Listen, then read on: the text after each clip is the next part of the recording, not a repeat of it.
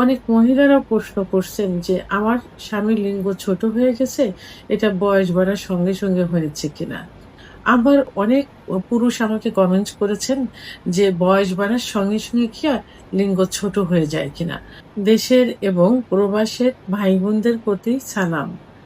আসসালামু আলাইকুম। আমি প্রভাষক ডাক্তার রিক্তা পারভিন, হোমিওপ্যাথি এবং আয়ুর্বেদিক চিকিৎসক। আজকে খুব গুরুত্বপূর্ণ একটা বিষয় নিয়ে আলোচনা করব। যে বিষয়টি অনেক ভাই বোনেরা, অনেক মানে বয়স্ক উম আ পুরুষ মহিলা উভয়ই প্রশ্ন করে থাকেন। তো সবথেকে ভালো লাগছে যে আ আমরা যে সচেতনমূলক ভিডিও গুলো করে থাকি, মেডিকেল টিপস দিয়ে থাকি। এটা অনেকেই এখন দেখে, শোনে এবং কাজে ব্যবহার করে।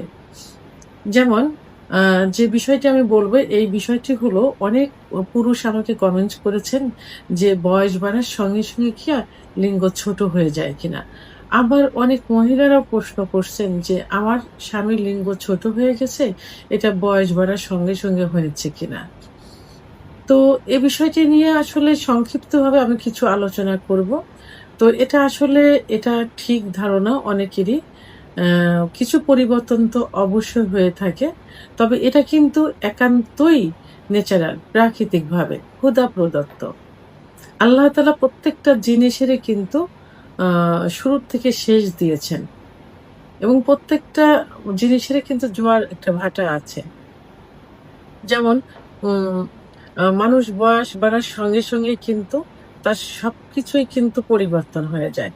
যে আমাদের যে গায়ের স্কিন, যে চামড়াগুলো আছে, এই চামড়াগুলো বয়স বাড়ার সঙ্গে সঙ্গে কিন্তু লুজ হয়ে যায়। যদি গায়ের চামড়া লুজ হতে পারে, তাহলে অবশ্যই লিঙ্গের লিঙ্গের কিছুটা সংকোচন বা নমনীয়তা কিন্তু কমে আসাটা কিন্তু স্বাভাবিক। তো এইটা যেহেতু ওটা মা আ পুরুষাঙ্গটা বডির একটা অংশ।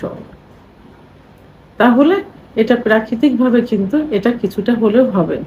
তবে এটা তবে এটা কিন্তু পুরাপুরিই কিন্তু প্রাকৃতিক বয়সজনিত একটা বিষয়। আবার টেস্টোস্টেরন হরমোন কমে গেলে কিন্তু অ যৌন অক্ষমতা আসে।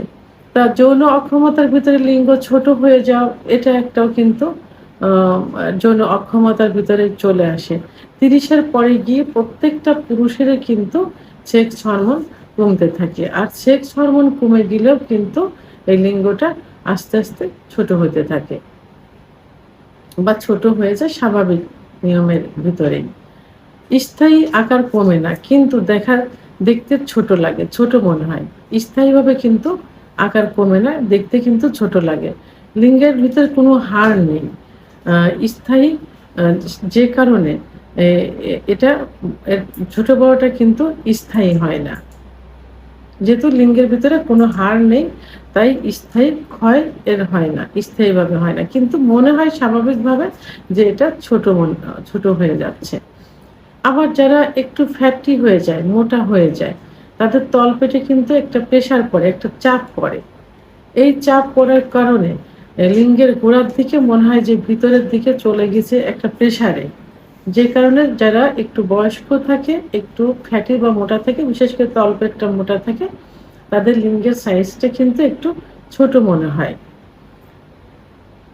এবং আ রক্ত সঞ্চালনের গতি যদি কমে যায়, লিঙ্গের ভিতর কিন্তু কোনো হাড় নেই। আছে শুধু কি মাংস আর রক্তনালী।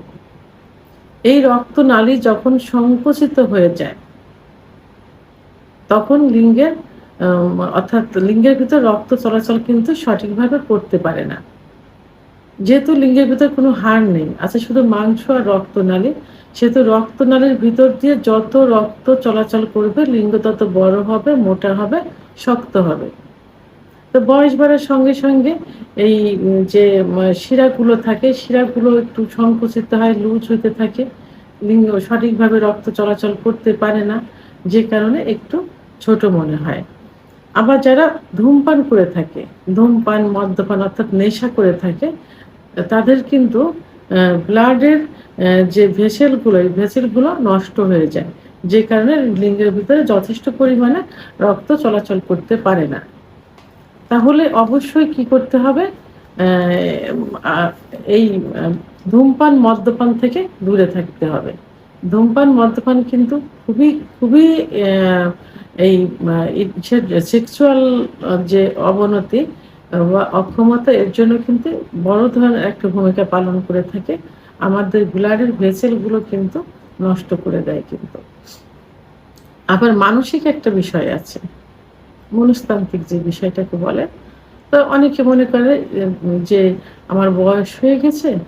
বয়স হওয়ার সঙ্গে, সঙ্গে আমার সবকিছুই লস হয়ে গেছে। আমার লিঙ্গটাও আ ছোট হয়ে গেছে। তাদের চোখের মানে আকারটা ঠিক থাকলেও, চোখে দেখতে তারা ভালো দেখলেও মনের যে বিষয়টা, এই মনের বিষয়ের দিক থেকে তাদের কাছে মনে হয় যে এটা ছোট হয়ে গেছে। তো তাদের একটাই ধারণা যে বয়স বাড়লে লিঙ্গ ছোট হয়ে যাবে। তো এখন কিভাবে এর সমাধান করতে হবে? তো অ্যা অনেকের দেখবেন যে বয়স বাড়লেও বোঝা যায় না। বয়স ৬০-৭০ হয়ে গেছে, দেখতে কিন্তু মনে হয় যে ৪৫-৫০ বছরের মতো। কারণ এরা কিছু নিয়মতান্ত্রিকভাবে জীবনযাপন করে।